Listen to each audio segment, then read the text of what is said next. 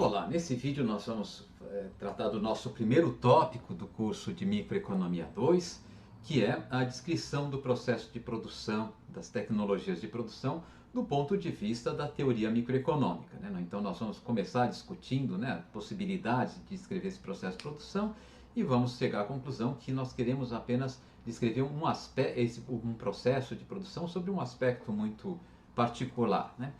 O roteiro, tá, desse vídeo dos próximos, né, dos vídeos nos quais nós vamos tratar desse processo de produção, está mostrado aqui, tá? Então esses são os tópicos que nós vamos tentar cobrir, tá? E nós vamos começar então falando uma descrição, de um conceito que está relacionado à descrição do processo de produção, que é o chamado vetor de produção líquida.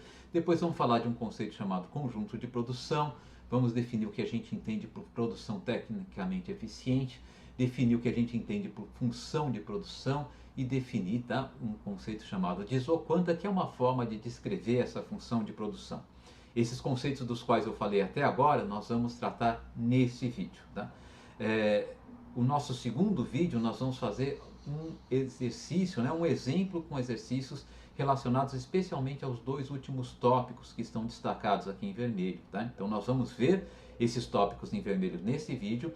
No segundo vídeo nós vamos fazer um exercício envolvendo, né, esses dois últimos tópicos, e no próximo vídeo nós vamos tratar dos tópicos restantes, né? Nós vamos descrever algumas hipóteses que a gente usualmente faz sobre os processos de produção para descrever, na nossa modelagem microeconômica.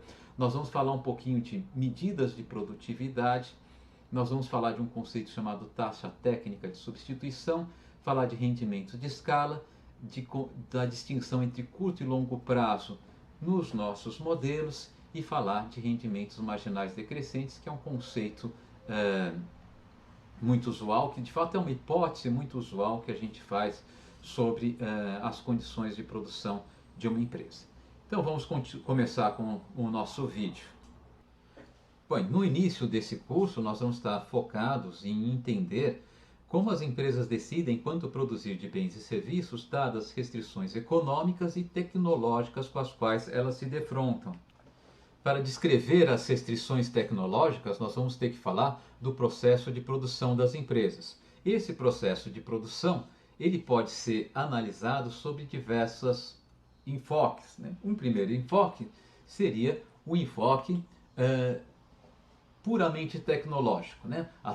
Da tecnologia do processo material de produção, né? Como que as leis naturais garantem, né, que determinados bens e serviços usados como insumos do processo de produção sejam convertidos em produtos finais. Essa abordagem não é uma abordagem econômica, é uma abordagem que cabe mais, né, ao pessoal que estuda tecnologia e ciências naturais. Se eu quero entender como que o trabalho de um agricultor combinado com sementes, adubos, etc., resulta, né, e na produção de trigo de uma fazenda, tá?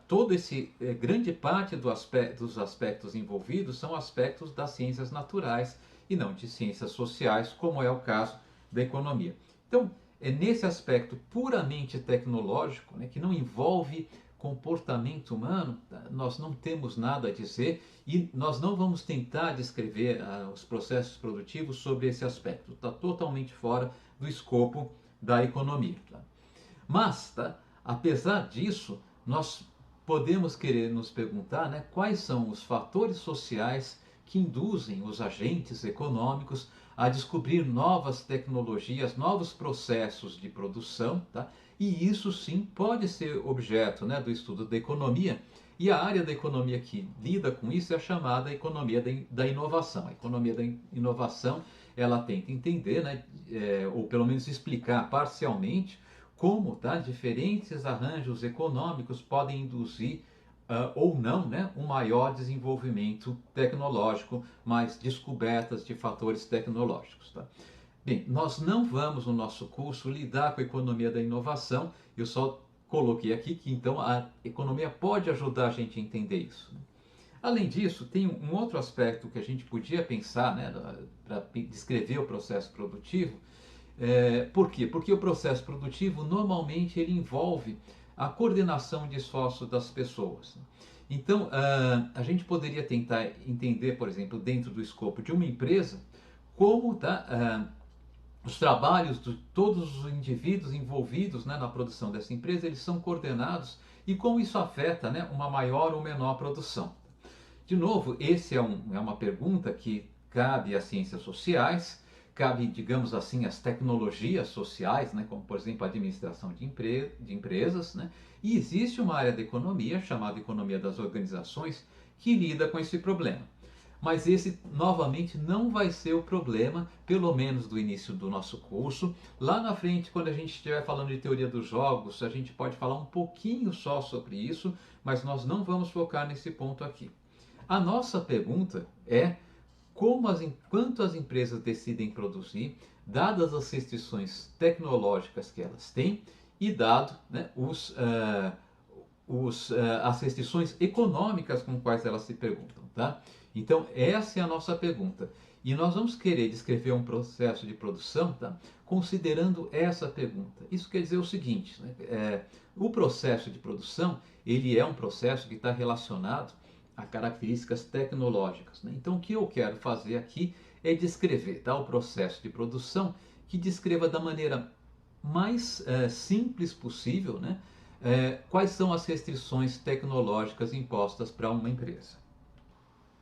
E para essa questão que nós estamos querendo investigar, não vale a pena perder tempo tentando entender as características de leis naturais que envolvidas em um processo de produção, nem as características, digamos assim, mais de desenvolvimento ou organizacionais desse processo, né? Nós só queremos saber de fato, tá?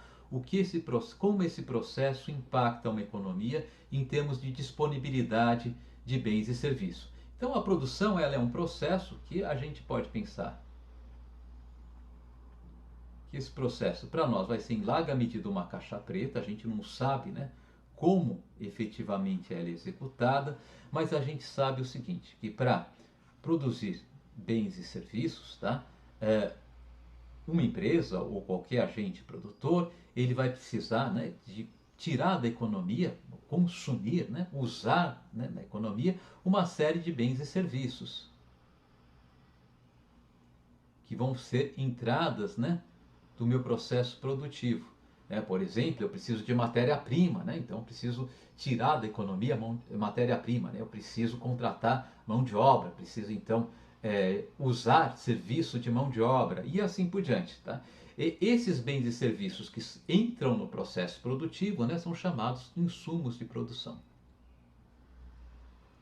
Insumos do processo de produção. Né? E o resultado desse processo de produção, né, é a geração de outros bens e serviços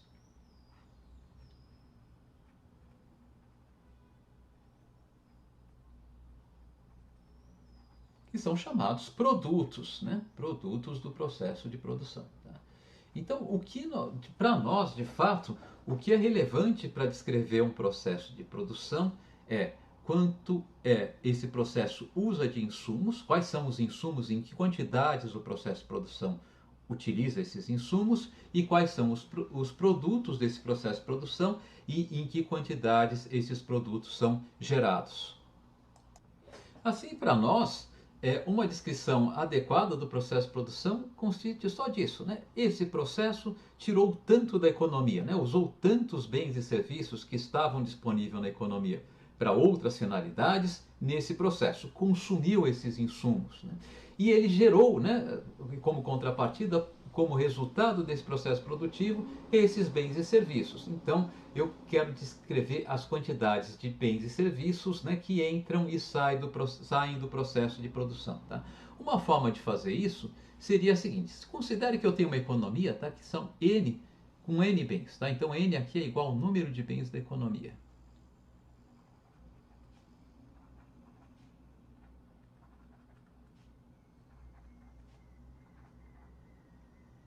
Economia. Eu poderia descrever um processo produtivo como um vetor com N componentes, tá?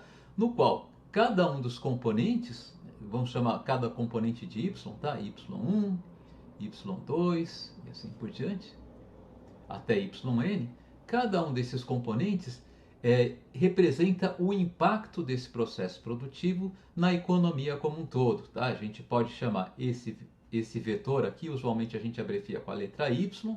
Usualmente, né, quando a gente está usando uma letra minúscula para representar um vetor, eu vou usar essa convenção, que é uma convenção que o Varian também usa. Quando a gente está usando uma letra minúscula para representar um vetor, a gente coloca essa letra minúscula em negrito. Né? Como aqui no quadro, no papel, de fato na tela do meu computador, mas eu estou escrevendo com uma caneta, eu não consigo fazer com facilidade o negrito, eu vou representar os vetores com uma outra cor. Tá? Eu vou usar a cor de laranja para representar um vetor. Tá? Usualmente em texto impresso, eu representaria com um Y em negrito. Tá? Então Y acabou ficando convenção, né? Uma letra que a gente usa para representar a produção, tá?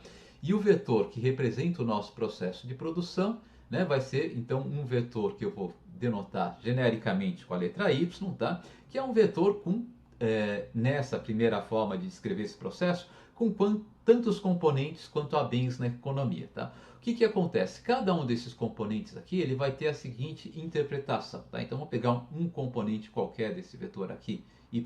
Tá? Então se yi for maior do que zero, tá?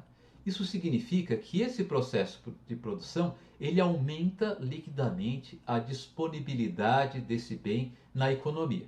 Então, se isso acontecer, eu vou dizer, tá, que o bem I é um produto do processo. É um produto do nosso processo de produção, tá? Porém, se acontecer o contrário, se yi for menor do que zero, tá? Isso quer dizer o seguinte, né? Lembrem que esse vetor aqui representa, né, o impacto na disponibilidade de bens e serviços, né, de cada um dos bens, o impacto do processo produtivo na disponibilidade de cada um dos bens e serviços dessa economia. Tá? Então, se um desses componentes aqui é menor do que zero, significa que esse processo produtivo ele reduz, né, a disponibilidade do bem representado por esse componente na economia. Significa que ele está retirando esse bem ou serviço da economia para produzir outros bens e serviços. Portanto, se yi for menor do que zero, tá? O bem I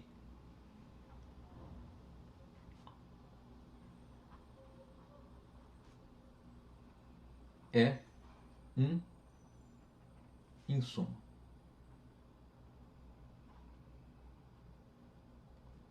Então a gente convencionou aqui, né, uma forma de representar um processo produtivo que, pelo menos nessa primeira aula, nas nossas primeiras aulas sobre produção, vai ser útil. Por quê? Porque é uma forma bastante abstrata, mas ao mesmo tempo bastante genérica. Né? E simplesmente ela é o seguinte, olha, pega todos os bens da economia. Um processo produtivo vai causar um impacto na disponibilidade desses bens da economia. Né? Para cada bem dessa economia, se o impacto for negativo, se ele reduz a disponibilidade desse bem ou serviço na economia, porque ele consome esse bem e serviço para produzir outros bens e serviços, e portanto esse bem que ele consumiu não está mais disponível, né, para outros agentes dentro dessa economia, eu vou representar essa quantidade que ele consumiu da economia como um valor negativo. É o que ele tirou, né, da economia. Vai ser o impacto que ele está gerando, é o delta da disponibilidade desse produto na economia. Foi negativo. E isso vai ser um insumo. Se todos os bens e serviços que ele esteja produzindo liquidamente, significa que ele está aumentando a disponibilidade desses bens e serviços. E nesse caso aqui, para todos os bens que são produzidos, efetivamente produzidos nesse processo produtivo, eu vou representar eles nesse vetor que descreve o nosso processo produtivo com uma quantidade positiva. Deixa eu dar só para dar um exemplo, né? Considere, tá, um caso de uma economia em que tem apenas 5 bens, tá? Então suponha que eu tenho um mundo, né, em que existam apenas 5 bens, tá? E eu tenho aqui uma situação como a seguinte, sei lá, vamos colocar aqui um número menos 2, 4, 3, menos 5, já temos 4, né? Menos 1, tá? Então isso daqui significa o quê, né? Que os insumos, né, foram quais nesse processo produtivo? Vamos só fazer uma variação aqui, fazer um pouquinho diferente. Vamos colocar 0 aqui, tá? O último componente. Quais foram os insumos? Então imagine que isso daqui, esse vetor aqui, seja a descrição do nosso processo de produção, tá? Processo de produção. Isso significa o quê, né? Quais foram os insumos, né, desse processo de produção? Os insumos desse processo de produção foram todos os bens, né, cujo o respectivo componente aparece aqui com um sinal negativo na descrição desse processo de produção, tá? Então, aqui eu tenho o componente 1, 2, o componente 2, o componente 3, o componente 4, o componente 5, né? Então, os insumos são o bem 1, tá? E que é consumido em que quantidade, né? A quantidade desse insumo, deixa eu colocar de outra maneira, vamos fazer uma tabelinha aqui, tá? Melhor a gente fazer isso, né? Vamos fazer uma tabelinha aqui. Vou colocar aqui uma coluna, vai ser o índice do bem, né? A outra coluna vai ser uma descrição se ele é insumo ou produto.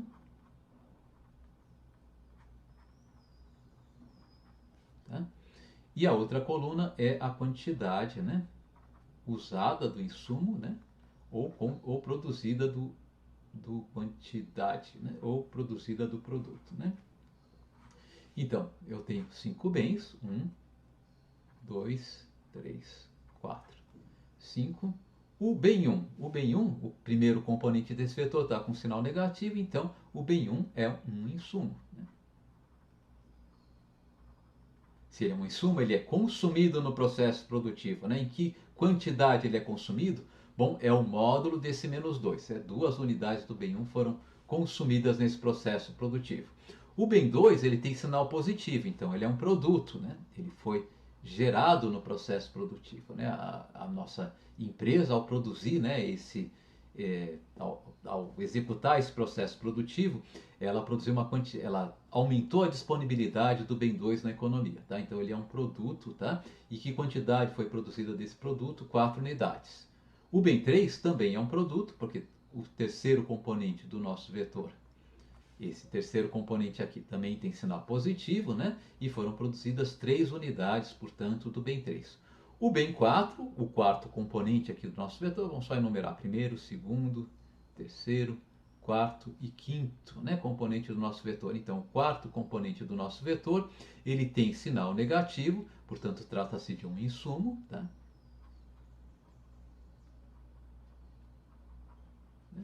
E ele foi consumido em 5 unidades, né, tá, ok? E o quinto e último produto, bom, eu consumi em quantidade zero, ele não é nem insumo, nem produto, tá? Eu vou colocar aqui nada, tá? Ele não é nada nesse processo produtivo, tá? De uma maneira bem informal, né? E, portanto, ele foi consumido ou produzido em quantidade nula, né? Ok? Bom, então isso daqui, como eu estava falando para vocês, essa forma de descrever, né, um processo produtivo vai ser útil para a gente nas primeiras aulas, mas com o tempo ela pode ficar um pouquinho desajeitada, tá? Especialmente quando a gente quer explicitar efetivamente os números, né? Na maioria dos casos, a gente vai pensar que a empresa está imersa, né, em uma economia que produz um número N de bens, que pode ser um número muito grande, então eu não vou querer descrever todos os componentes do nosso vetor de produção, e na maioria dos processos de produção, né, eu vou ter muitos componentes que não são nem produtos nem insumos, né? Muitos componentes aqui que vão ser zerados, eles vão aparecer desnecessariamente. Então isso aqui é um aspecto que talvez essa anotação, quando a gente quiser dar exemplos e tudo mais, ela fique um pouco desconfortável, né? E outro aspecto, né, pela qual essa anotação pode ficar um pouco desconfortável com o passar do tempo, é que é o fato de que é um pouco complicado, né? A gente pode fazer isso usando matemática, mas vai ficar um pouco complicado, um pouco mais difícil de entender quando a gente considera o caso de empresas que produzem mais do que um produto. Tá? É o caso mais realista. A maioria das empresas concretas, né, do mundo real, elas produzem mais do que um produto. Mas quando eu gero diversos produtos no hall de produção de uma empresa, a análise dessa empresa fica um pouco complicado para um curso, né, do nível que a gente está fazendo aqui. Tá? E para o nível de abstração que muitas vezes a gente usa em modelagem econômica, mesmo avançada, muitas vezes a gente faz uma simplificação assumindo que as empresas produzem um único produto. E nesse caso aqui, vai ser interessante para a gente, né, descrever o processo produtivo agora como um par, tá, de um escalar, tá, mais um vetor. Tá? Então, eu posso descrever o processo produtivo. Então, isso aqui é a primeira forma de descrever o processo produtivo. E uma segunda forma de descrever o processo produtivo é quando eu tenho apenas um produto.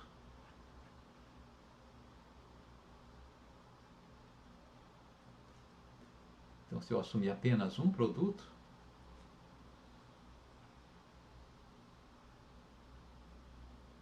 eu posso descrever o meu processo produtivo como um par. Tá? Primeiro, um escalar, que eu vou chamar de y. Y aqui significa a quantidade que eu vou obter do produto, a quantidade produzida.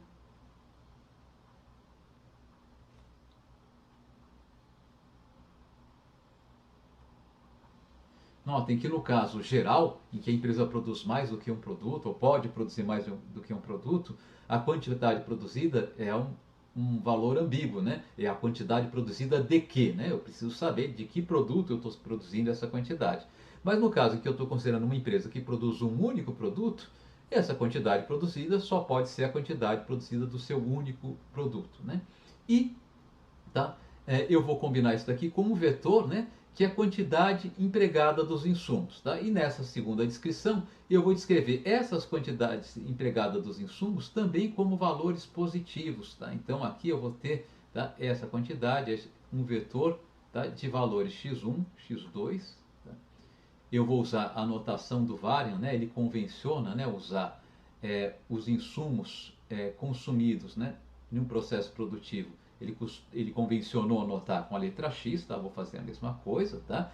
Então a gente vai descrever dessa maneira aqui, né? Se vocês quiserem notar isso de uma maneira mais abreviada, é o par, né, composto pelo escalar y e o vetor x. Então, novamente, vou usar aquela convenção. Quando aparecer uma letrinha em cor de laranja, ela vai representar aqui, tá, um vetor. Tá? Então, isso daqui seria uma outra forma de representar, tá, um plano de produção. Em uma abordagem mais abstrata, tá, essa primeira forma aqui, ela pode ser mais produtiva.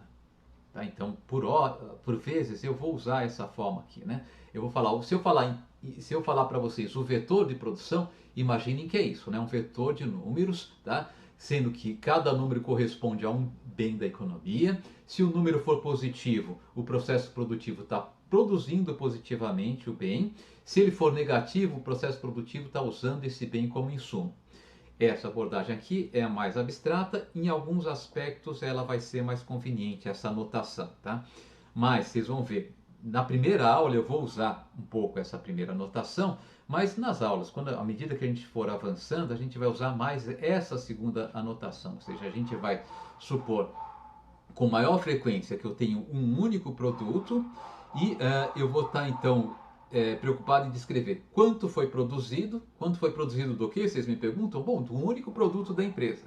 Isso daqui está resolvido, né? E quanto foi usado de cada insumo. E eu vou dividir isso daqui, né, em um par de informações. Né? A primeira informação é a quantidade produzida, que está aqui, né? E a segunda informação, né, é a primeira informação é a quantidade produzida, está aqui, né? E a segunda informação, tá, é quanto eu usei de cada insumo, tá? É um vetor de quantidades usadas de cada insumo. Agora, como está claro que esses daqui são insumos, eu não preciso mais usar o sinal negativo, tá? A gente vai oscilar entre essas duas representações.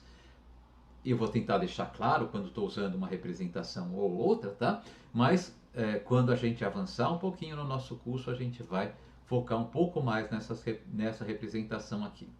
Mais para frente, se vocês fizerem, por exemplo, um curso de microeconomia em nível de pós-graduação ou em um curso mais avançado de microeconomia, né? Não o primeiro curso de teoria microeconômica, aí sim vocês talvez vale a pena, né, explorar um pouco mais essa primeiro tipo de notação, tá? Mas é só uma questão de notação.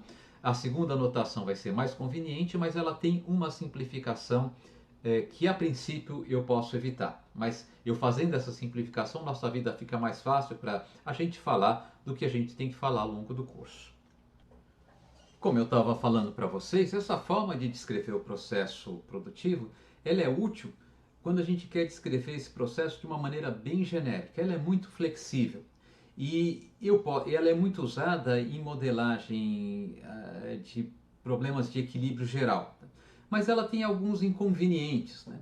Por quê? De fato, ela tem alguns inconvenientes porque o caso genérico às vezes é inconveniente, né?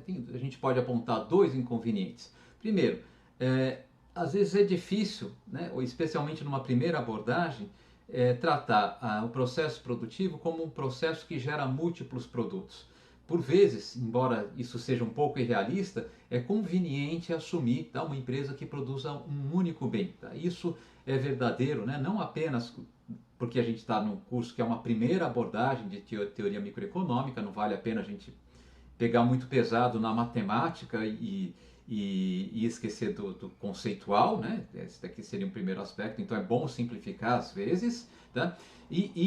Mas mesmo assim, se eu tiver tratando de aplicações específicas, problemas, por exemplo, de organização industrial, economia do trabalho, por vezes é conveniente assumir, tá, como simplificação que a nossa empresa ela produza um único produto, né? Tenha um único produto e não diversos produtos, como o nosso modelo, né? A nossa descrição geral aqui do processo produtivo permite. Tá? Então, isso daqui é um primeiro aspecto. O segundo aspecto é que, por vezes também, a gente sabe quais são os insumos do processo produtivo e a gente não precisa, então, descrever qual que é o impacto da empresa em todos os bens e serviços da economia, visto que grande parte desses bens e serviços vão se comportar muitas vezes como esse último bem aqui, né? Ele não é nem insumo, nem produto, ele tem um impacto zero, tá? Então, deixa eu dar um segundo exemplo aqui, vamos chamar esse exemplo aqui de exemplo A, né? E eu vou dar aqui um exemplo B, que seria o seguinte, né? Imagine que eu tivesse ainda aqui, né, o n igual a 5, tá? Mas eu tivesse um processo produtivo que produzisse, digamos, 2 unidades do bem 2 usando, tá, como insumo duas unidades do bem 1, perdão, né, usando como insumo uma unidade do bem 2, uma unidade do bem 3, tá, e nenhuma unidade do bem 4, nenhuma unidade do bem 5. Né? Então o que está acontecendo aqui? Eu tenho um único produto, né, tenho dois insumos e eu tive que colocar aqui na minha descrição, né, dois números aqui que são zeros que muitas vezes eu gostaria, especialmente se eu quiser focar nas quantidades de insumos e assim por diante, eu gostaria de poder ocultar esses zeros aqui. Tá? Então, uma anotação que a gente faz alternativa, mais simplificada, é a segunda anotação, tá? Na qual a gente supõe que exista um único produto.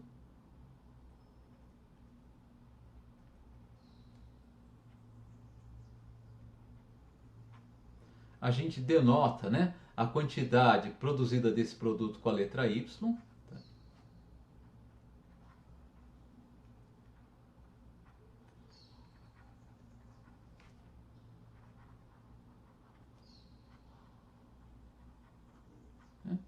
E eu tenho um número, eu não vou usar N, né, porque N é o número de bens da economia, vamos usar um número M, M de Maria, né, e não N de navio, tá?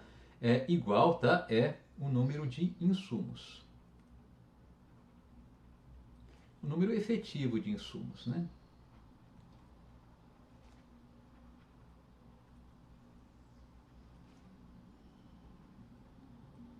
Então, vamos pegar o nosso próprio exemplo aqui, assim, desculpa, e os insumos, né? As quantidades dos insumos vai ser descrita por um vetor, tá? Eu vou usar a convenção do Vale, ele usa a letra X, tá? Que é a mesma letra que você usa para descrever, né, o vetor de consumo na teoria do consumidor, porque aqui ele está interpretando, na verdade, quando a empresa ela usa insumos, ela está consumindo esses insumos, né? Ela está usando algo que vai ficar não mais disponível para outros consumidores e outras empresas na economia, está retirando da economia. Tá? E esse vetor aqui, né, ele pode ser, né, expresso, né, como, né, em seus componentes, né, x1, x2 até xn. Ok? E o que usualmente a gente faz nessa notação aqui é dizer o seguinte, olha, o meu processo produtivo é tal que o produto y é tanto, vamos pegar o nosso exemplo aqui, y é 2, tá? E o meu vetor de insumos, né? E eu usei para produzir essas duas unidades, eu usei, tá? Eu vou colocar agora um vetor de insumos, e os insumos agora eu vou descrever também em quantidades positivas, tá? Então usei uma unidade do bem 1, né? Que é esse caso aqui, uma unidade do bem 1 e uma unidade do bem 2. E esta aqui seria uma possível descrição desse processo, tá? Eu vou usar, tá? Nessa aula e talvez na próxima, a gente vai abandonar logo essa anotação, ela não vai ser, vai logo deixar de ser conveniente para a gente, mas a gente vai usar por algum tempinho, tá? Também descrever esse processo produtivo, tá? Como um par, tá? Eu vou usar aqui um parênteses, né? O par do volume de produção y, tá? E tá? O vetor de uso de insumos x, né? Eu vou dizer que isso daqui, né, um processo, é uma descrição, né, de um possível processo de produção, né? Eu usei esses insumos aqui, tá? É, lembrem que aqui as quantidades são sempre não negativas, né, para escrever esse vetor de insumos, tá? Para produzir essa quantidade de produtos, também sempre vou assumir uma quantidade não negativa de produto, né? Então, no nosso exemplo aqui, né, a gente ia ficar com y igual a 2, tá?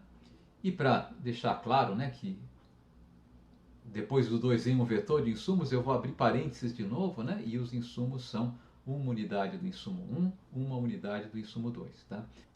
Bem, e qualquer que seja, né, a notação que a gente vai usar para descrever o processo produtivo, vai ser muito conveniente para a gente representar esse processo por vezes graficamente. Como vocês sabem, já estão acostumados de teoria microeconômica 1, né? Nós temos um problema na representação gráfica das nossas funções e dos nossos conjuntos da teoria microeconômica, que é a representação, em uma representação gráfica eu posso usar apenas duas dimensões e eu estou em um mundo multidimensionais, né? Muitos produtos e assim por diante. Então, para representar graficamente um processo de produção, eu vou ter que fazer, é claro, uma simplificação, né, de que eu tenho apenas duas dimensões. Tá? Então, vamos lá, vamos pegar a representação gráfica.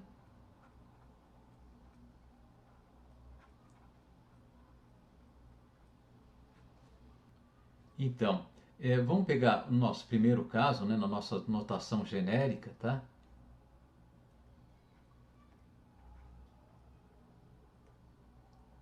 A gente representa, né, o processo de produção por um vetor de produções, né, produções líquidas, positivas ou negativas. E nesse caso aqui, a gente tem que assumir, né, que eu tenho apenas dois... Opa! Tracei um risco aqui que não era para traçar. Eu tenho apenas dois bens na economia, né? Um desses bens vai ser o insumo, o outro vai ser o produto. Um deles, né, o processo de produção, vai produzir em quantidades negativas, outro em quantidade positiva. Então vamos supor que a gente use aqui o bem 1, tá? Aqui eu vou medir no eixo horizontal a quantidade produzida do bem 1. Aqui está y1. A produção líquida do bem 1 pode ser positiva ou negativa nessa abordagem, né? E no eixo vertical a produção líquida do bem 2. Né?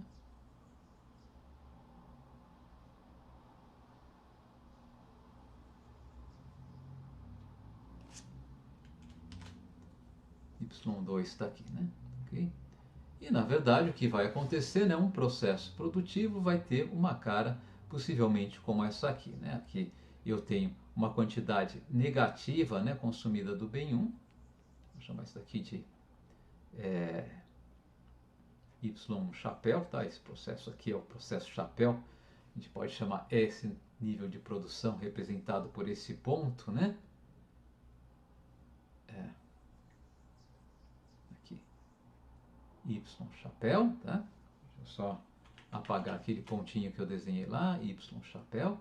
Esse nível de produção representado por esse vetor Y chapéu, né? Ele corresponde a uma quantidade negativa do bem 1, Y chapéu 1, e uma quantidade positiva do bem 2, Y chapéu 2, né? O bem 1, então, aqui é um insumo do meu processo produtivo, o bem 2 é um produto do meu processo produtivo, tá? Eu poderia, nada impediria que eu tivesse um ponto como esse aqui, né? Nesse caso aqui, o bem 2 seria um insumo, porque ele estaria com valor negativo, né? E o bem 1 seria um produto, tá? Então, qualquer ponto nesse plano aqui, né, representa, né, um potencial processo de produção. A gente vai, daqui a pouco, dizer que nem todos esses pontos aqui são razoáveis. A gente vai eliminar alguns deles, né? Mas, por hora, só pensando qualquer ponto nesse plano aqui, representando, né, no qual um eixo é a quantidade de um dos bens, o outro eixo é a quantidade do outro bem, representa o processo no qual um dos bens é convertido no outro bem através do processo de produção. Se eu tivesse N bens, né, infelizmente o cérebro humano não é preparado para a gente visualizar imagens em mais do que 3 dimensões, mas se eu tivesse, por exemplo, 20 bens, talvez um cérebro de outra natureza conseguisse visualizar, né, um gráfico com 20 eixos, um ponto, né, nesse espaço de 20 dimensões representaria graficamente, né, para esse ser excepcional, tá, um possível processo de produção. E na nossa notação mais específica, né, na notação em que, então eu vou chamar de notação específica mesmo, né, na notação em que eu estou considerando apenas um produto, tá? Como eu quero me limitar a 2 dimensões, eu vou ter que assumir também apenas um insumo. O que a gente vai fazer vai ser uma representação que a gente vai usar mais usualmente aqui, tá? A gente vai fazer representar no eixo horizontal a quantidade empregada, tá, do nosso único insumo. Eu preciso ter só um insumo porque senão não consigo representar esse processo de produção com apenas 2 dimensões, né?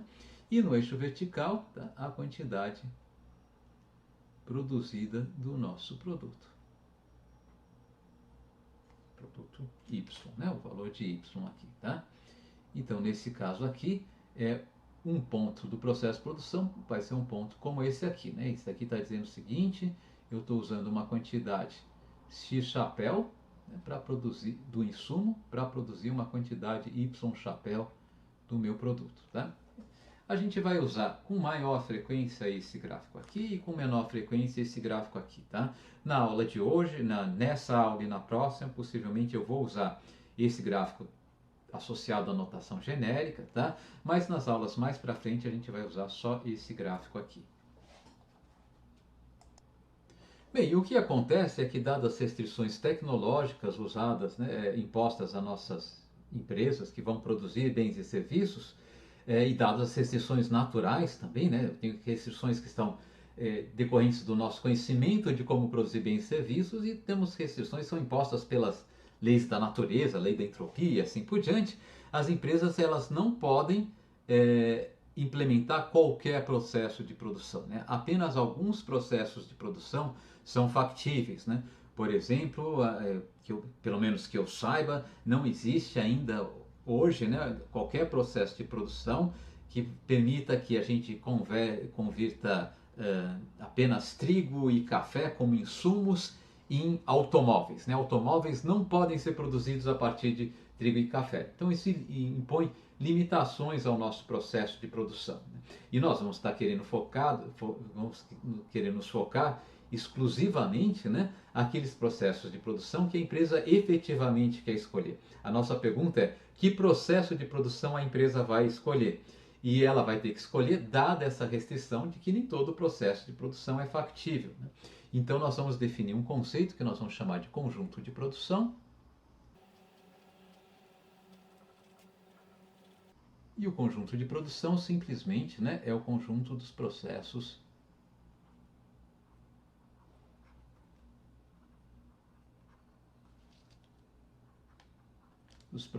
de produção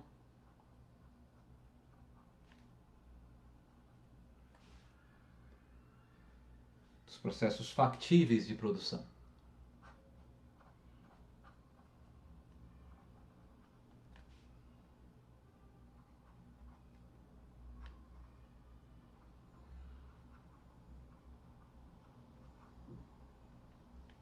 Então, para exemplificar, né, a gente pode representar, né, no caso de duas dimensões, apenas dois bens, né, um insumo e um produto, né, a gente pode representar, né, o conjunto de produção, né, usando, né, as nossas duas convenções, né. Na primeira convenção, o insumo ele é representado em quantidades negativas e o produto em quantidades positivas, né. Então, nessa primeira convenção, eu vou repetir aquele gráfico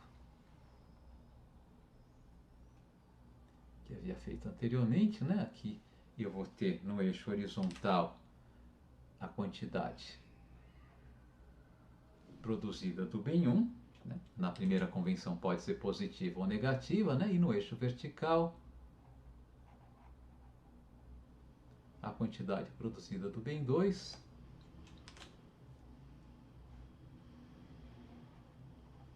E vamos supor que eu tenho uma tecnologia que permita que eu converta, tá, o bem 1 no bem 2, tá? Então, e ela permita que eu faça isso, tá? Nessa região que eu vou destacar aqui. Uma região como essa aqui, deixa eu pegar aqui uma cor, digamos, azul, tá? Eu vou chorar aqui em azul. E esse pedaço aqui, tudo isso aqui é factível, né? Eu estou assumindo, vocês podem ver que eu estou colocando aqui um trecho dessa região que eu marquei aqui. Eu tenho regiões aqui nas quais, né, como por exemplo um ponto como esse aqui, nas quais a quantidade do bem 1 e do bem 2 são negativas, tá? Isso, a gente vai assumir uma hipótese que isso é possível, né? A empresa ela pode usar, consumir insumos da economia sem produzir nada. Ela pode ser tão ineficiente quanto ela queira, né? E em particular tão ineficiente que ela só destrói, né? Só anula, né? Ou consome bens e serviços da economia sem finalidade alguma, sem gerar nenhum produto. Evidentemente, ela não vai querer operar nesse ponto aqui, ou seja, na maioria dos casos ela não vai querer operar em nenhum desses pontos aqui, mas pode ser que a gente está assumindo que seja simplesmente factível, tá? Por vezes, isso aqui é uma hipótese conveniente. Então, esse aqui é o nosso conjunto de produção, né? É um exemplo, né, de um conjunto de produção usando, né, aquela convenção de que eu vou representar a produção por um vetor de produções líquidas, né? Isso quer dizer o seguinte, olha, todos esses pontos que eu estou marcando aqui, eles são pontos que a empresa pode escolher. Ela pode escolher operar em qualquer um desses pontos aqui, inclusive pontos sobre a fronteira desse conjunto aqui, né? Tá, okay? Isso ela pode fazer.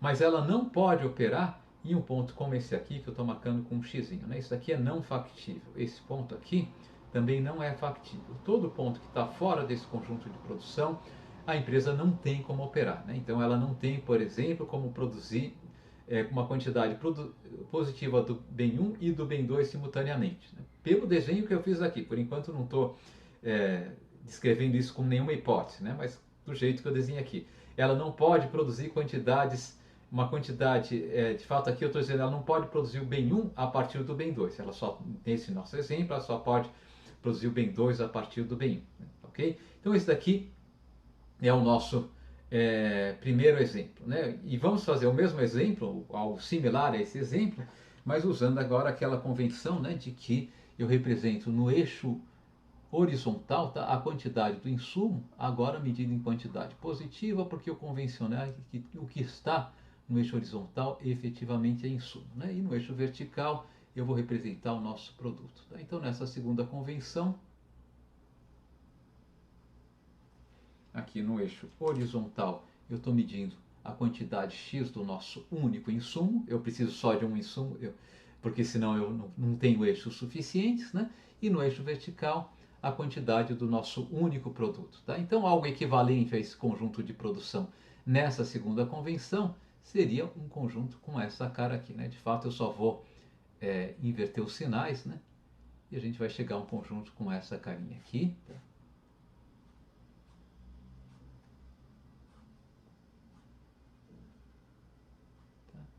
E nesse caso aqui, né, qualquer ponto aqui é um ponto factível, a empresa pode usar essa quantidade de insumo para produzir essa quantidade de produto, né? Mas um ponto como esse aqui já não é factível, né? Com essa quantidade de insumo aqui, a empresa no máximo pode produzir essa quantidade de produto, né? Essa quantidade aqui, né, de produto no máximo ela pode produzir com essa quantidade de insumo, né? Ok? Um ponto aqui também é um ponto fora do conjunto de produção. Todos os pontos fora do conjunto de produção não são factíveis. A empresa tem que escolher, né, produzir, operar em um ponto nessa área em azul, né? Tanto à direita quanto à esquerda, né, a diferença entre as duas representações é só uma diferença de convenção. Bem, vamos examinar um pouquinho essas duas representações gráficas do conjunto de produção e vamos ver que existem alguns pontos desses conjuntos de produção que são mais razoáveis de imaginar, que são os pontos nos quais uma empresa deve operar. Para ver isso, né, eu vou destacar alguns pontos que eu acredito que sejam pouco razoáveis para uma empresa operar. Então vamos colocar aqui, tá? Eu vou marcar um ponto nas duas representações, só para a gente ter uma ideia. Eu vou marcar em vermelho um ponto aqui, por exemplo, e um ponto aqui, tá? A ideia é representar algo muito similar nos dois casos, tá? Então, um ponto como esse aqui, tá?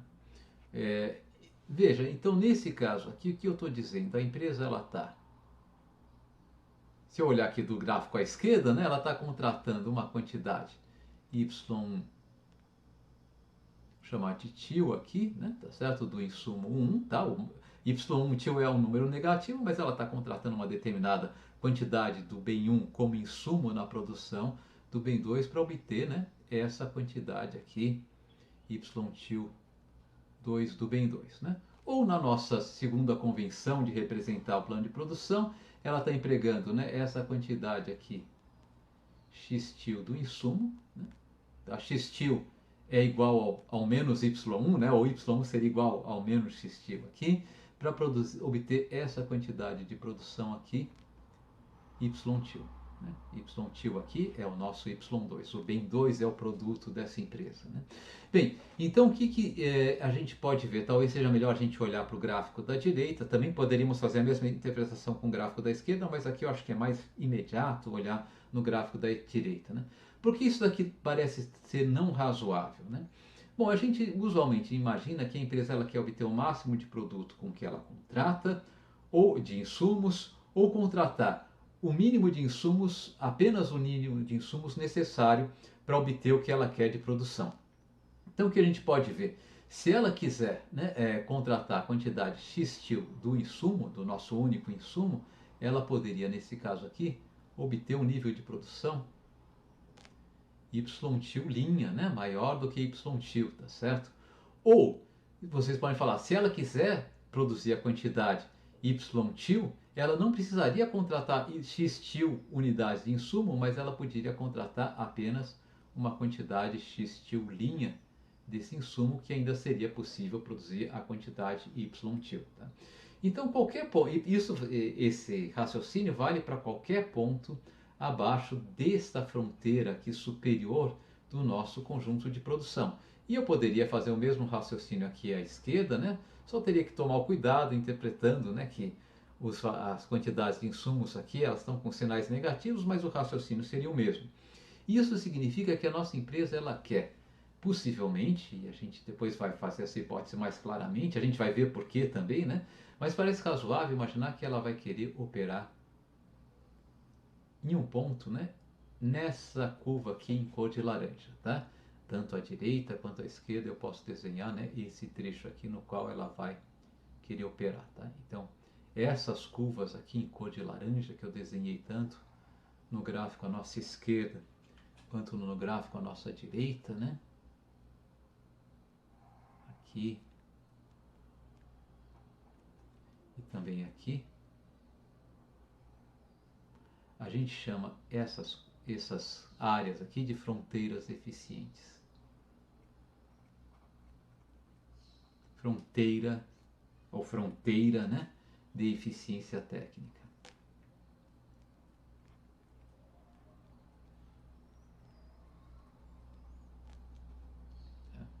Então vamos definir um pouco mais precisamente o que a gente quer dizer, o que é eficiência técnica, tá?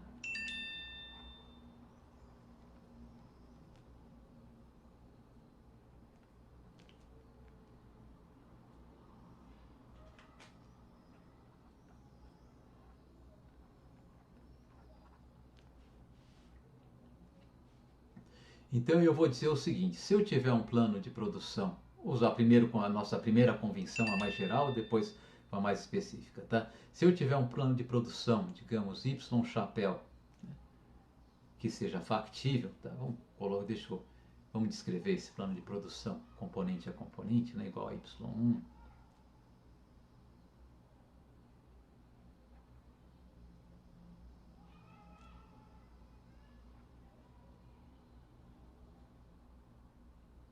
E eu acho que eu vou escrever dessa maneira. Vamos fazer de outra maneira. Se, tá? Eu tiver um plano de produção, ou melhor ainda, um plano de produção Y chapéu,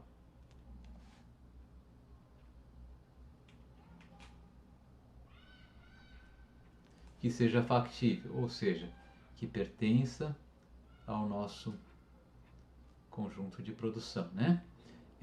Um plano de produção factível Y chapéu, né? É dito eficiente do ponto de vista técnico,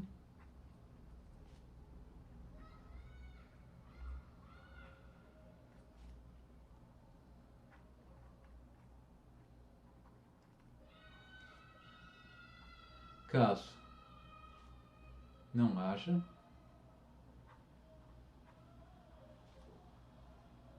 nenhum outro plano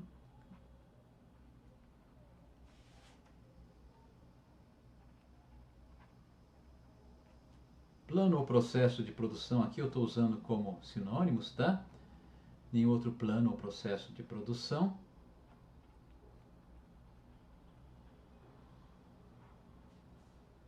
digamos Y-til, tá? Também factível. Estou dizendo que não existe isso aqui, tá? Não existe esse plano ou processo de produção Y-til também factível, né? Com todos os seus componentes, né? Com todos os seus componentes.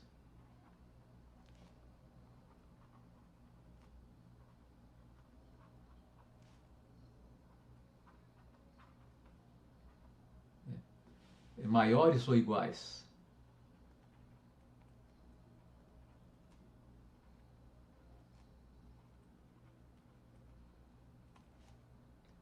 aos respectivos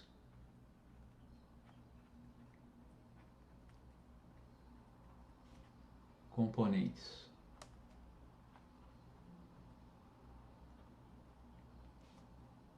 de Y chapéu,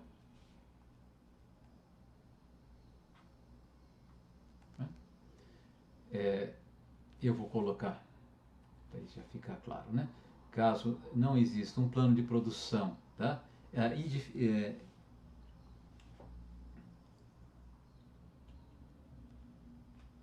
Vamos colocar assim, é só tirar esse pontinho aqui. E tal que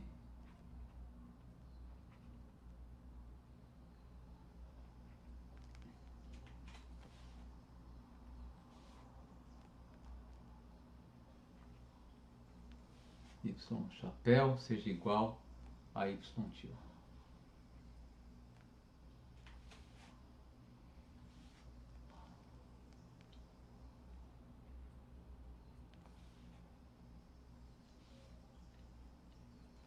Então o que eu estou dizendo aqui é o seguinte, né?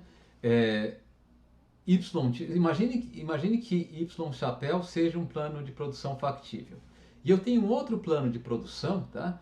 Que ele tem todos os seus componentes maiores ou iguais aos respectivos componentes em Y chapéu e não é igual a Y chapéu. Aqui é diferente, tá? Não é igual a Y chapéu, tá?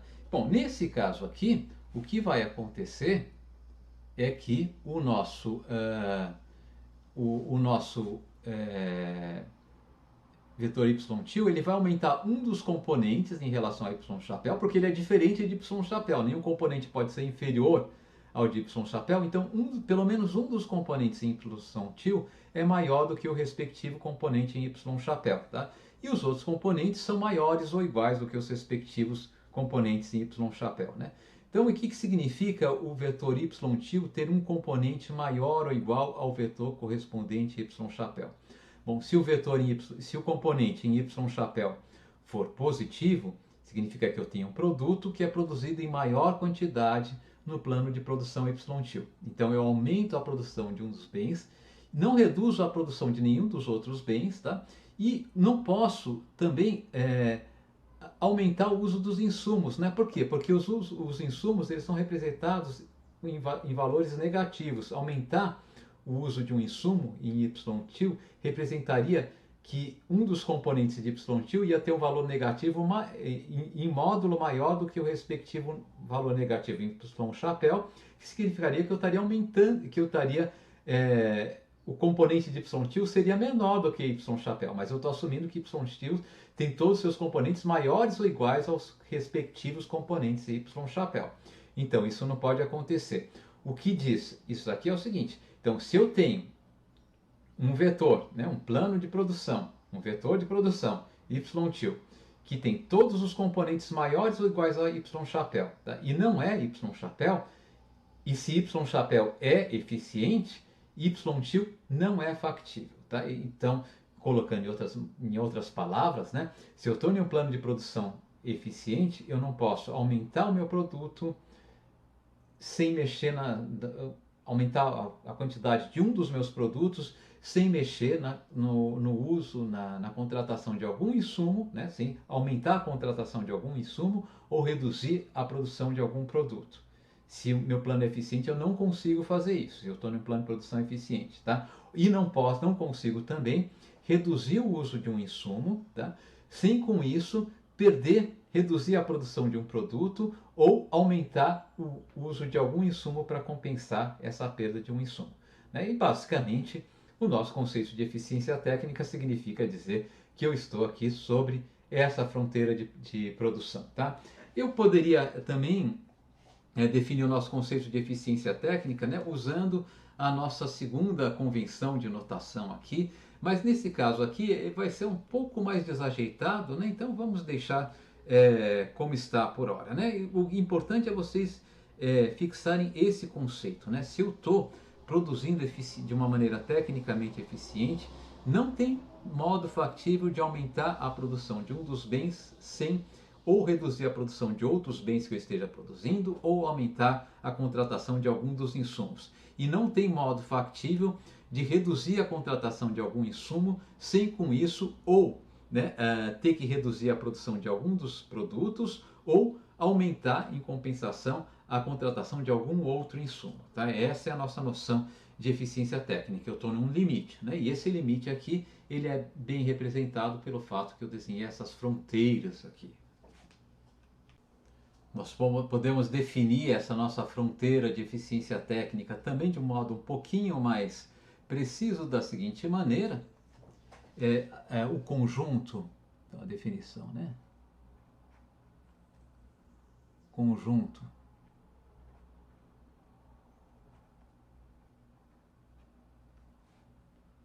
dos planos de produção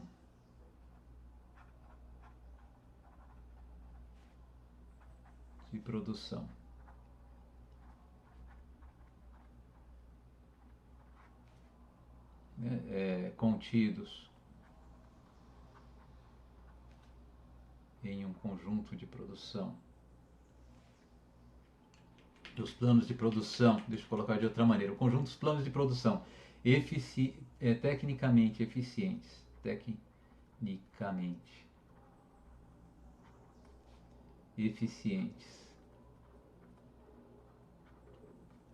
associados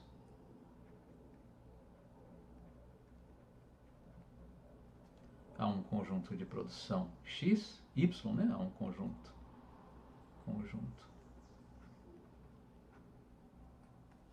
de produção Y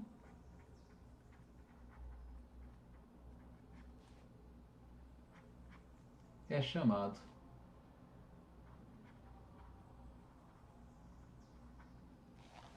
fronteira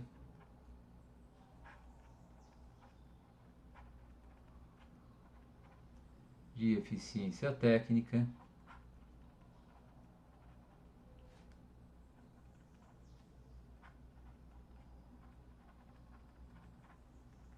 de Y.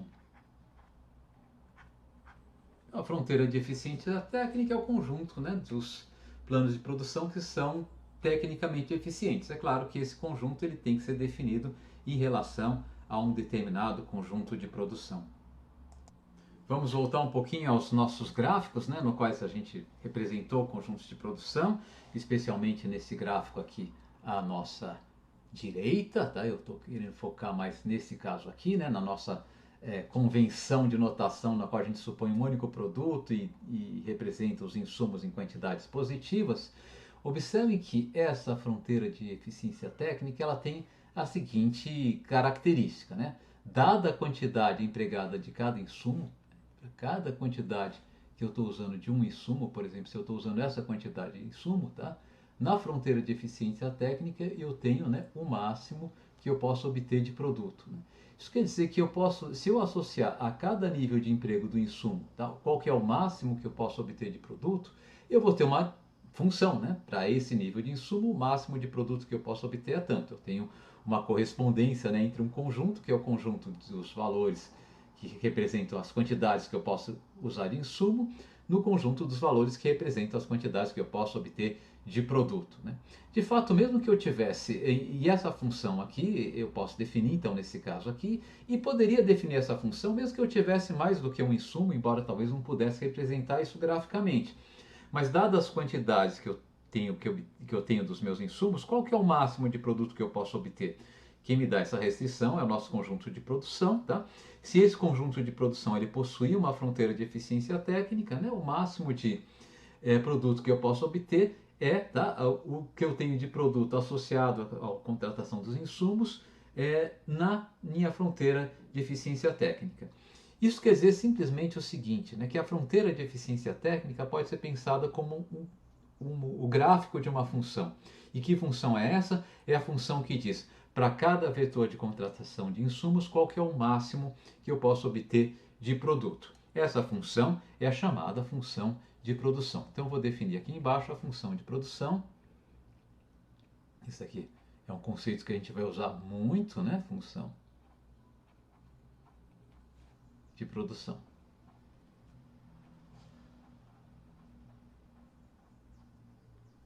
Então, o que é a função de produção, né? A função de produção, a função de produção,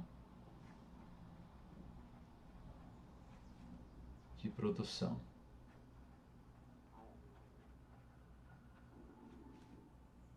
De uma empresa com um único produto, isso aqui é importante.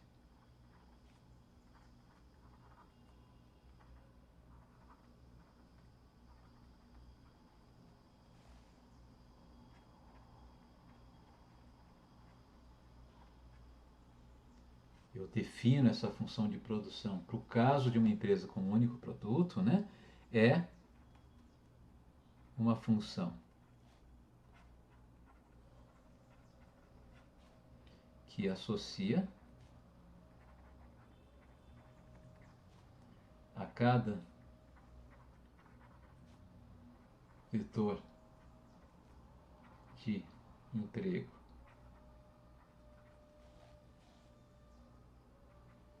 de insumos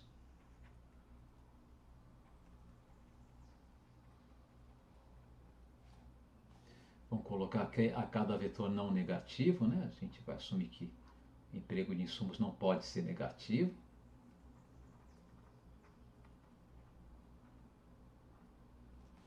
Então, associar cada vetor de emprego não negativo de insumos, né?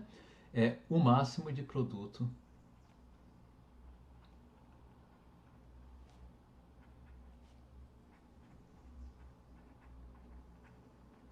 que pode ser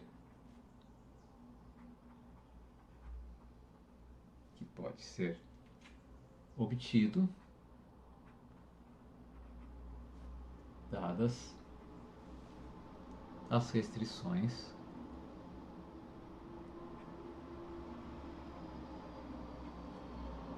impostas pelo conjunto de produção.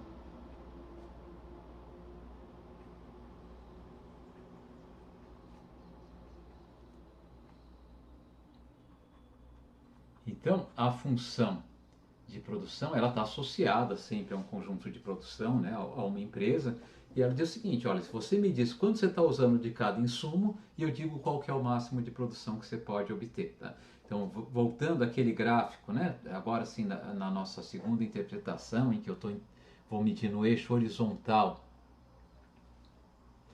a quantidade empregada do meu insumo, né, e no eixo vertical a quantidade que eu tenho de produto, tá? A minha função de produção é simplesmente, né? O gráfico dela, né? Vai ter simplesmente a seguinte cara, aqui eu tenho x, aqui eu tenho y. O gráfico dela vai ser exatamente a minha fronteira eficiente, né? Então vai ser, por exemplo, uma curva como essa aqui, né? Então estou dizendo que à medida que eu aumento o emprego do meu insumo, eu consigo obter, tá? Aumentar o meu produto de acordo com essa curva aqui, né? A gente nota a função de produção como f, né? De x, né? O x aqui é um vetor, não necessariamente eu tenho um único insumo, né? A gente só assume um único insumo para representar graficamente essa função, tá? Ou, se vocês quiserem, né? É f de x1, x2, né? E tantos x até um xm, né? Se eu tiver essa empresa a produzir com m insumos, né? Tá ok? Então essa daqui é a cara, o jeitão geral da nossa função de produção. O que é legal é que agora a gente tem, né, uma função matemática, numérica, que a gente pode trabalhar com ela para resolver problemas de otimização de uma maneira bem mais simples do que se a gente continuasse, né, com um nível de abstração muito grande sem poder falar dessa função de produção. Bem, e ocorre que para obter uma série de resultados que vão ser importantes para a gente não vai poder trabalhar com uma função de produção que pressupõe a existência de um único insumo.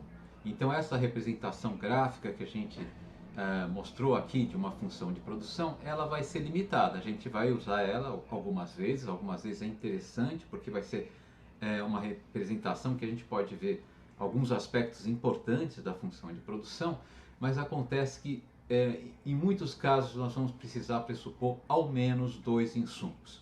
Bom, uma função de produção com dois insumos, uma função com dois argumentos, ela ainda pode ser representada graficamente, só que eu preciso de um gráfico tridimensional. O problema é que a tela do meu computador, a tela do dispositivo no qual vocês estão vendo, né, essa aula, ela não tem três dimensões, ela só tem duas dimensões. A gente pode tentar gerar uma ilusão de três dimensões, né? Por exemplo, tá, aqui eu vou mostrar para vocês uma figura gerada no computador que tenta gerar essa ilusão de três dimensões no plano, né? Então imagine que essa figura colorida aqui seja uma superfície semi-transparente, que seria a superfície que representaria o gráfico da nossa função de produção, na qual, nessa direção em que meu mouse está se movendo agora, nessa direção desse ponto aqui para baixo, né, digamos assim, eu estou aumentando o emprego do insumo 1, né? Nessa outra direção que agora meu mouse se move, eu estou aumentando o emprego do insumo 2.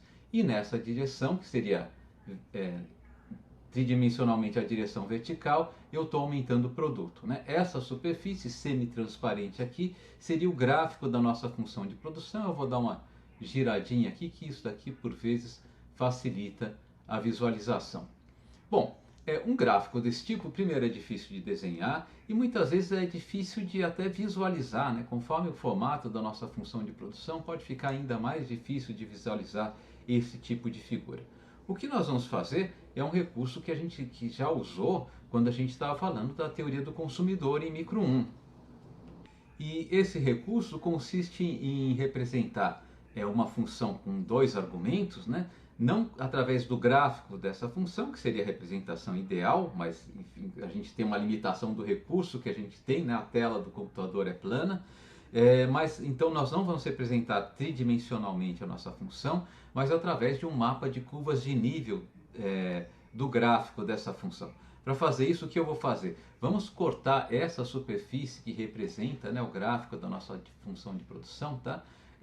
Em alguns planos horizontais, né? Então vamos cortar essa superfície e desenhar algumas curvas que representam combinações do insumo 1 e do insumo 2 que geram o mesmo nível de produto. Tá? Então eu vou pedir para o computador fazer isso para a gente.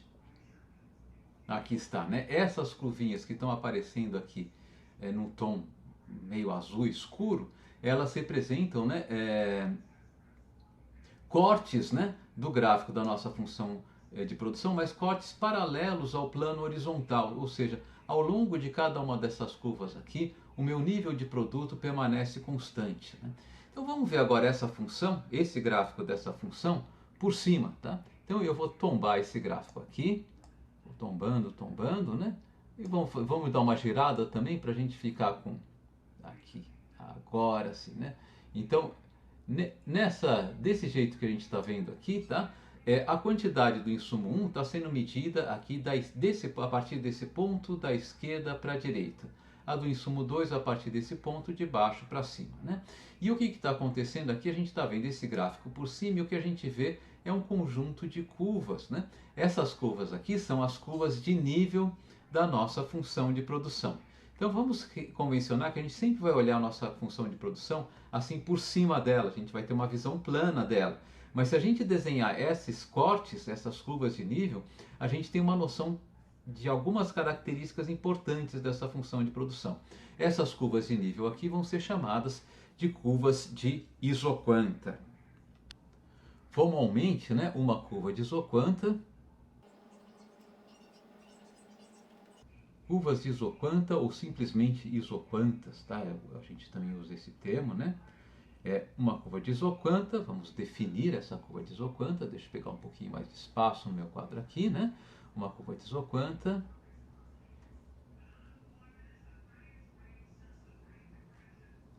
de isoquanta associada a um nível de produção Y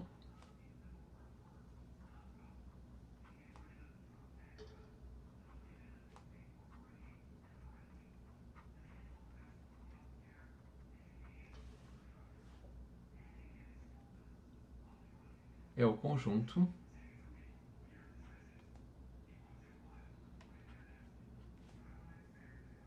com a seguinte cara, é o conjunto dos vetores de emprego de insumo, tá? Que a gente vai denotar por x, né? Que tenham a seguinte propriedade: f de x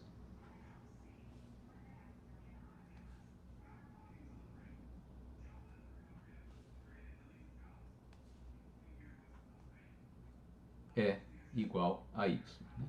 Então, de fato, o conceito de curva de isoquanta ele pode ser definido para qualquer função de produção. Eu preciso ter só um produto, mas eu posso ter quantos insumos eu queira. Né? E a curva de isoquanta, de fato, é o conjunto, né, de combinações de insumos, de quantidades de insumos, que geram, né, o mesmo produto quando empregados eficientemente, ou seja, quando empregados de modo a gerar o maior nível de produção possível. E conforme a gente acabou de ver, se eu tiver uma função de produção com apenas dois insumos, uma curva de isoquanta pode ser representada graficamente. Né? Ela vai ser de fato uma curva. Vamos medir, digamos, no eixo horizontal, tá? O emprego do primeiro insumo, x1, e no eixo vertical, o emprego do segundo insumo, x2.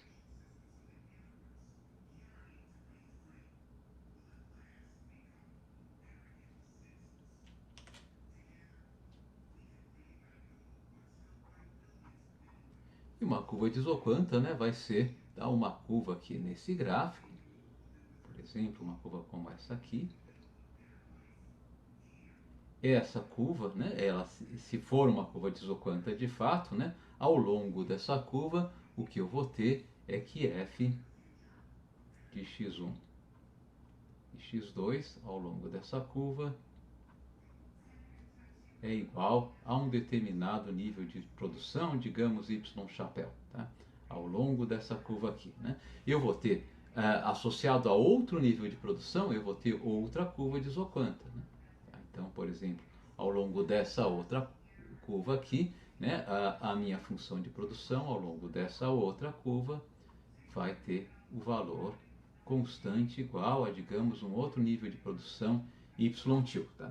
As curvas de Isoquant, elas se parecem muito com as curvas de indiferença da teoria do consumidor. Né? Eu não sei se vai acontecer, mas possivelmente vai acontecer em alguns dos nossos vídeos. Eu costumo, dada essa grande semelhança, às vezes eu até troco os nomes, eu chamo uma curva de Isoquanta de curva de indiferença. Eu não devia fazer isso, mas se eu fizer, entendam que eu fiz errado, né? Eu estava querendo dizer curva de Isoquanta porque eu estou me referindo à função de produção. Tá? Em diversos aspectos, a gente vai ver que tem muitos paralelos, né, entre as curvas de Isoquanta e as curvas de indiferença, mas tem algumas diferenças notáveis também. Né? Primeiro, as curvas de indiferença são curvas de nível daquilo que a gente pode chamar de função objetivo de um consumidor. O consumidor ele quer atingir a curva de indiferença mais elevada possível. Então, o objetivo do consumidor é atingir o maior nível de utilidade, portanto, atingir a maior curva de nível da nossa função de utilidade, atingir a maior curva de indiferença possível. Já a empresa, ela não quer produzir na maior curva de Isoquanta possível. O que ela vai querer, a gente vai supor na nossa modelagem das empresas, é que elas querem maximizar lucro. Tá? Então, o nível de produção que ela vai escolher vai ser guiado por essa meta de maximização de lucro. Né? Então, aí a gente já está diferente da teoria do consumidor. Uma outra diferença importante é o seguinte: a cada curva de indiferença, nós associamos um nível de utilidade. Mas se vocês estão lembrados, a única informação importante do nível de utilidade é a informação ordinal, a informação que nos permite ordenar as cestas de mercadorias entre as mais e menos preferidas. Então eu só preciso saber, para comparar duas cestas de bens que um consumidor vai consumir, eu preciso apenas saber se a função de utilidade em uma cesta de bens é maior, menor ou igual à função de utilidade quando calculada em outra cesta de bens. A diferença entre os valores de função de utilidade calculado nessas duas cestas de bens, ela não tem significado econômico relevante. Já no caso da função de produção, isso não é verdade. Né? Esses valores aqui que eu estou atribuindo, né, a cada curva de Isoquanta, eles têm um significado econômico e físico. Isso daqui, em cada curva de Isoquanta eu estou produzindo uma quantidade física de produto diferente. Tá? Então, se YTil é igual a 2 vezes Y chapéu, isso tem significado sim, eu estou produzindo o dobro de produto. Isso daqui é verdade. Né?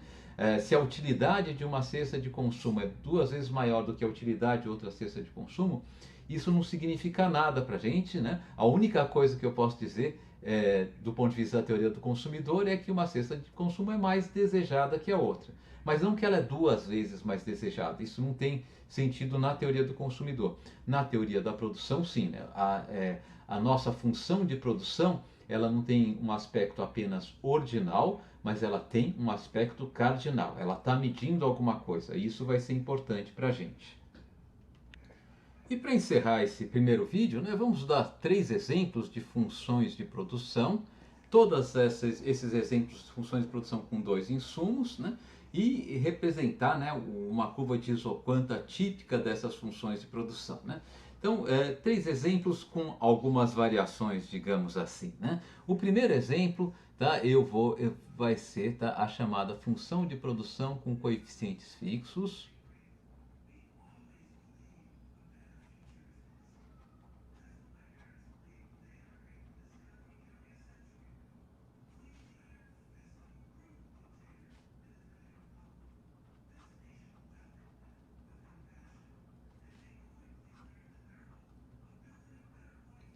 Ou função de produção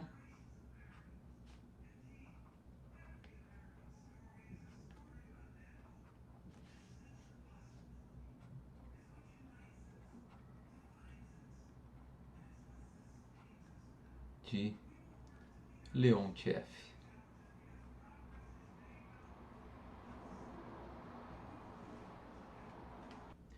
Essa função ela recebe o nome de Leontief porque um economista russo chamado Leontief, ele trabalhou com essas funções de produção para pensar problemas de insumo-produto em planejamento econômico. Né?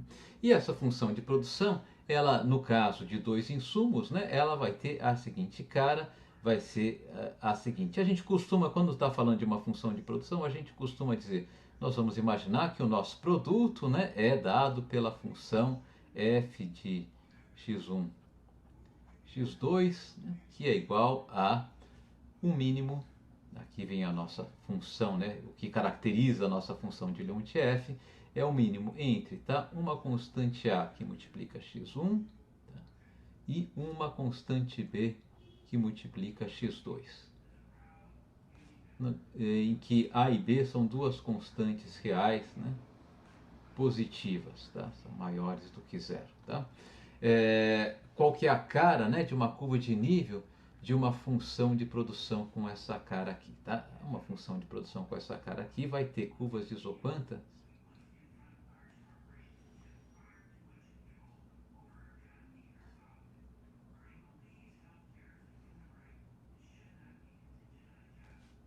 com o seguinte jeitão.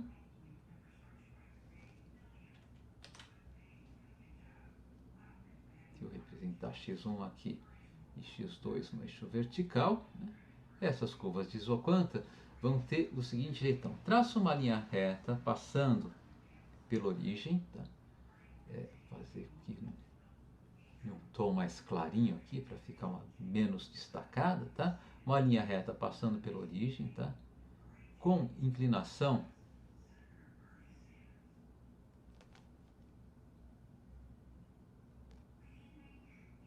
A sobre B.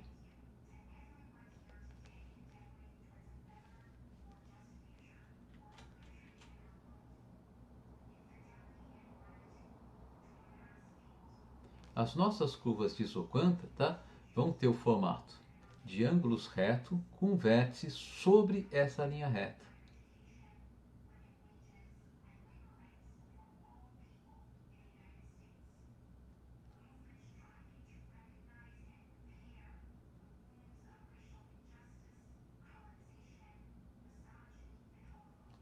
Então aqui estão algumas curvas de isoquanta, né, para essa função de produção.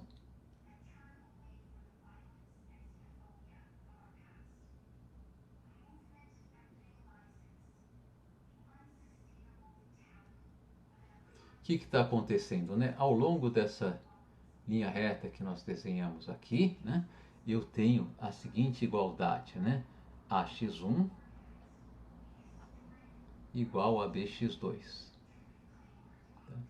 Então suponha que eu esteja produzindo em um ponto como esse aqui, né? Nesse ponto aqui, tá? O meu produto vai ser igual a, vamos chamar aqui, vamos dizer que nesse ponto aqui o x1 seja igual a x1 chapéu e o x2 seja igual a x2 chapéu. Qual que vai ser o meu nível de produção nesse ponto aqui? Bom, vai ser igual a o mínimo entre AX1 chapéu e AX2 chapéu. Como esse ponto está sobre essa linha reta, x1 chapéu, AX1 chapéu igual a BX2 chapéu. Então, nesse ponto aqui, né, o meu nível de produção associado a esse ponto aqui é um nível Y, que a gente pode dizer, eu vou deixar Y só, tá? Vocês já vão ver por quê. É igual a AX1 chapéu, que é igual a bx2 chapéu. Né? A minha função diz que, ó, calcula ax1 chapéu, ax1, né? Mas aqui o x1 é igual a x1 chapéu, calcula a vezes x1 e calcula b vezes x2 e pega o menor valor entre os dois. Né? Então, como ax1 chapéu é igual a bx2 chapéu, por construção, né? O menor valor entre os dois é qualquer um dos dois, porque os dois valores são iguais. Tá? Bom, o que acontece se eu estiver nesse ponto aqui e aumentar, aparecer meu mouse para vocês verem melhor, o que vai acontecer se eu estiver nesse ponto aqui e aumentar o emprego apenas do insumo 1, né? O que vai acontecer é que o mínimo entre AX1 e BX2, quando eu caminho para a direita desse ponto aqui, fica igual a BX2, porque antes AX1 era igual a BX2, nesse ponto inicial. Né? Quando eu aumento o X1 sem aumentar X2, AX1 vai ficar maior do que BX2. Mas a minha função de produção diz o seguinte, ó, você tem que pegar o menor valor entre AX1 e BX2. Como caminhando aqui para a direita, AX1 vai ficar maior do que BX2, eu pego BX2. BX2 em um ponto como esse ou em um ponto como esse, é a mesma coisa, porque x2 não está saindo do lugar. Então, ao longo dessa linha reta aqui, o valor do meu produto não se altera, né? Ele continua sendo igual a AX1 chapéu. Esqueci de colocar o chapéu aqui, né? A AX1 chapéu ou AX1 chapéu ou BX2 chapéu, tá? Então, nesse ponto aqui, nesse trecho aqui está acontecendo isso. Eu caminho para a direita a partir de um ponto sobre essa linha reta, o meu produto não se altera. E se eu tiver um ponto sobre essa linha reta, que passa pela origem aqui, e faço agora aumentar, como nesse ponto aqui, né, x1 chapéu, x2 chapéu, e faço aumentar apenas o emprego do insumo 2. O que vai acontecer? Bom, nesse caso, no ponto original, eu tinha AX1 chapéu igual a BX2 chapéu. Se eu aumento x2, BX2 chapéu vai ficar maior do que AX1 chapéu. O que vai acontecer com o valor da minha função de produção? Bem, eu tenho que pegar o menor valor entre BX2 e AX1, né? Como BX2 ficou maior do que AX1 chapéu, e x1 é igual a x1 chapéu, o meu produto vai ser igual a AX1 chapéu, ao longo desse trecho horizontal dessa curva de isoquanta, que vai ser igual ao nosso y original. Então, na minha isoquanta, ela vai ter uma cara como essa aqui, né? Ela começa como uma linha horizontal até o ponto, né, em que eu vou diminuindo x1, vou diminuir x1, até o ponto em que AX1 igual a BX2. Tá? A partir desse ponto aqui, eu posso manter o meu produto constante aumentando x2. Né? As minhas isoquantas vão ter esse formato de linhas retas, e vocês devem estar lembrados da teoria do consumidor, que esse mapa, um mapa análogo de curvas em diferença, né? Se eu estivesse representando aqui quantidade consumida de um bem, quantidade consumida do outro bem, e aqui fossem curvas de indiferença com essa cara aqui eram chamadas, né? Quando as curvas de indiferença tinham essa cara aqui, a gente dizia que os dois bens eram complementares perfeitos. A gente pode dizer que no caso de uma função de produção com coeficientes fixos, né, os dois insumos são complementos perfeitos na produção. De fato, eu posso ter mais do que esse é um caso de complementos perfeitos da produção, tá? Mas não é o único caso possível. Tá? Então eu vou fazer aqui uma variação do nosso exemplo 1, vamos chamar essa variação de exemplo 1', que a gente pode chamar de complementos perfeitos na produção.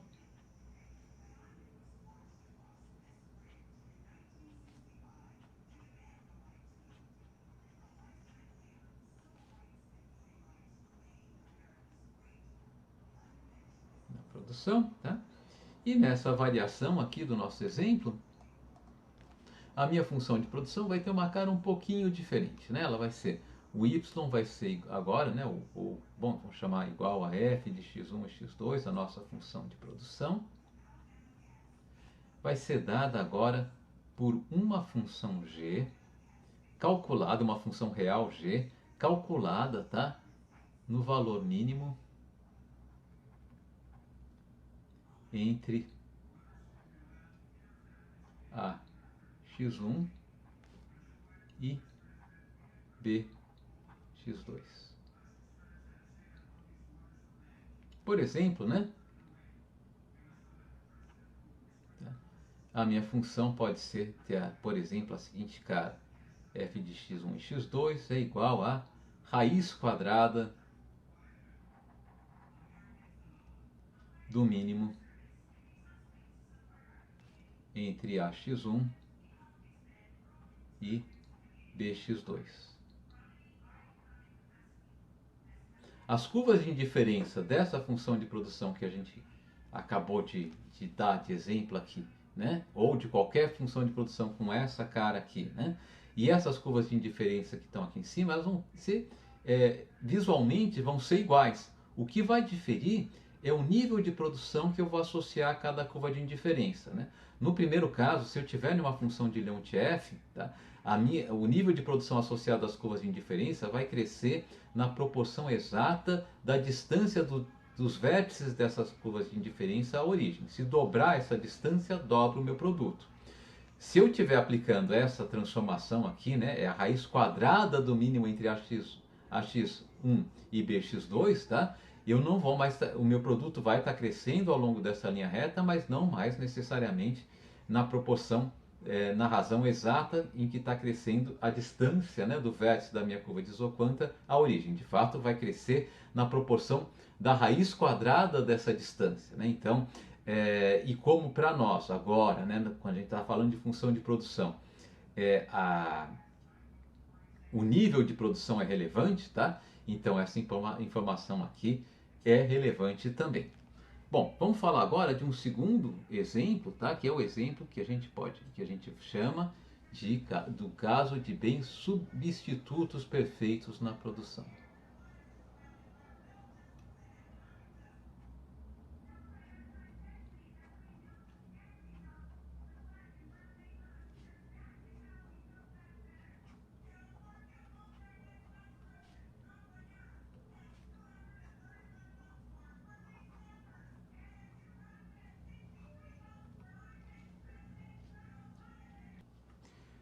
Nós vamos dizer que dois bens são substitutos perfeitos na produção se a função, deixa eu tomar cuidado, né, no que eu estou falando. Eu falei bens, não, eu quero dizer insumos. Eu vou dizer que dois insumos são substitutos perfeitos em uma função de produção se essa função de produção tiver a seguinte cara: f de x1, x2 é igual a uma função g qualquer, tá? Aplicada, tá? No seguinte valor, ax1 mais bx2, né? Em que a e b são duas constantes reais positivas, né? Deixa eu dar dois exemplos, né, de funções de produção nas quais os dois bens são substitutos perfeitos, tá?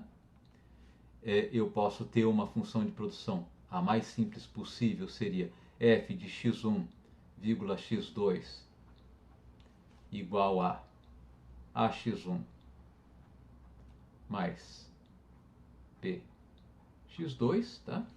E um segundo exemplo, f de x1, x2 vai ser igual a raiz quadrada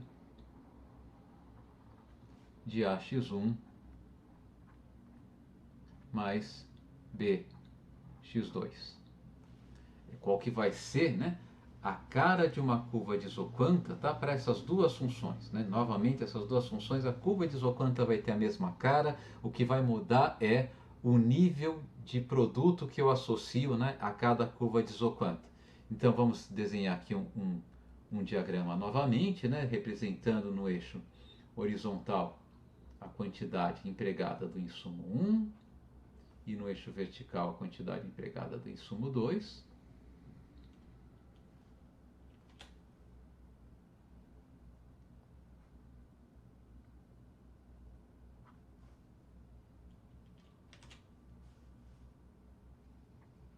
x1, x2, tá? E o que acontece, né? Nos dois casos, tá? Se eu tiver tanto no primeiro quanto no segundo caso, né? Mas vamos pegar o primeiro caso, que é mais simples de ver, né? Se eu tiver ax1 mais bx2 igual a um nível de produção fixo qualquer y chapéu, né? Eu posso resolver isso daqui para x2, eu fico com x2 igual, né, a y chapéu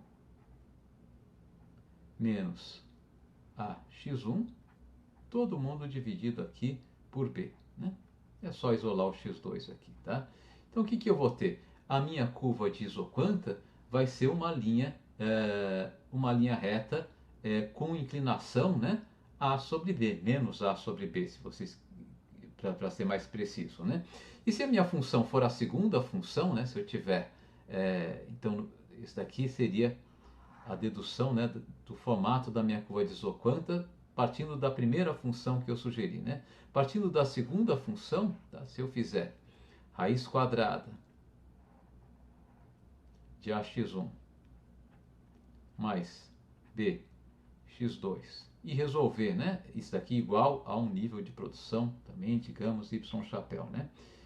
Se eu resolver isso para x2, eu vou obter x2 igual, né, a y chapéu ao quadrado. Eu preciso elevar os dois lados ao quadrado para tirar a raiz quadrada, né? Então y chapéu ao quadrado sobre b menos A sobre B x1. O que acontece é que nos dois casos eu vou ter a isoquanta associada a um determinado nível de produção, né, vai estar mais ou menos afastada da origem. Mas nos dois casos a inclinação da minha curva de isoquanta vai ser exatamente A sobre B, né? E eu vou ter, de fato, o x2 vai ser uma função linear de x1, né? A representação da função que expressa x2 como função de x1. Quando eu quero manter o meu produto constante, vai ser uma linha reta, né? E vai ser uma linha reta com como essa aqui, né? Cuja a inclinação dessa linha reta, o módulo da inclinação dessa linha reta vai ser A sobre B.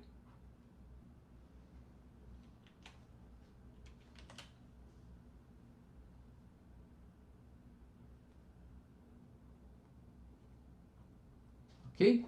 Bom, e para terminar, eu vou dar um terceiro exemplo, que é o exemplo da função de produção Cobb-Douglas, né? Vocês devem ter visto a exaustão, a função de utilidade Cobb-Douglas, e na teoria da produção a gente vai usar bastante também a função de produção Cobb-Douglas, porque é uma função muito bem comportada e muito fácil de trabalhar. Então ela é ótima para exemplos, né?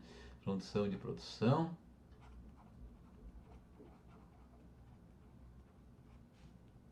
Cobb-Douglas.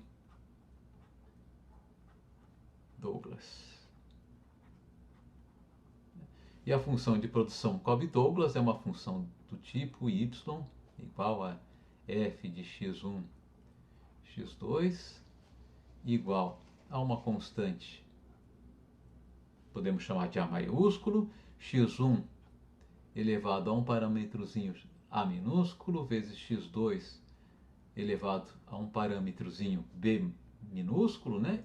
Na qual essa função eu tenho A, Azinho e Bzinho, né?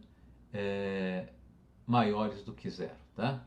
Alguns autores preferem formular um caso mais restrito. A gente pode chamar essa primeira formulação aqui, isso daqui é a função Cobb-Douglas generalizada.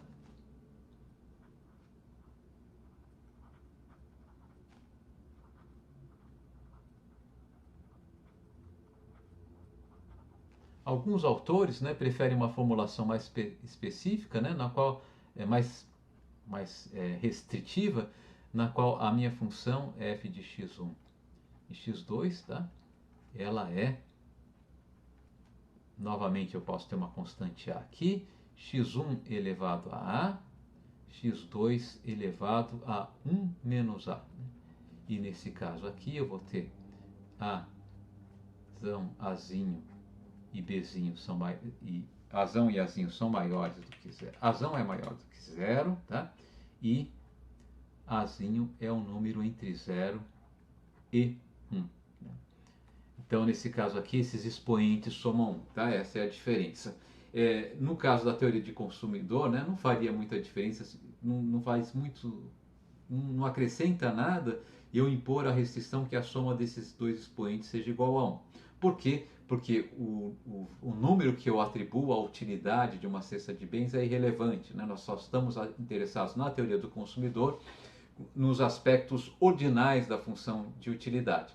Agora, no caso da teoria da produção, nós estamos interessados nos aspectos ordinais e cardinais da função de produção. E nesse caso agora esses expoentes vão fazer diferença. De todo modo, né, o mapa de curvas de indiferença, uma curva de indiferença típica de uma função de produção Cobb-Douglas, eu vou esboçar aqui. Não vou conseguir ser muito bem preciso, mas vai ser, tá? A curva de indiferença vai ser parecida com as curvas de indiferença que eu já desenhei até aqui, né? Se eu tiver então o x1 representado no nosso eixo horizontal, x2 no nosso eixo vertical, x1, x2, tá? Uma curva de indiferença Cobb-Douglas vai ser uma curva de indiferença, né, com esse formato, um formato mais ou menos como esse aqui. O que é importante aqui é que ela vai ser inteirinha, ela suave, né? Porque toda não suavidade aqui é porque minha mão não é firme o bastante para desenhar uma curva suave. Ela vai ser inteirinha suave, vai ser simétrica em relação a algum eixo aqui passando pela origem, né? E quanto mais próxima da origem, ela vai se aproximando cada vez mais de um ângulo reto. E de fato, uma das curvas de nível aqui vai ser exatamente, né, o ângulo formado, né, pelos dois eixos aqui, tá? E quanto mais afastada da origem, ela vai ficando mais abertona, assim, né? A gente vai ver que essa função aqui tem algumas propriedades interessantes, mas por hora, né, vale a pena só a gente frisar essa característica, tá?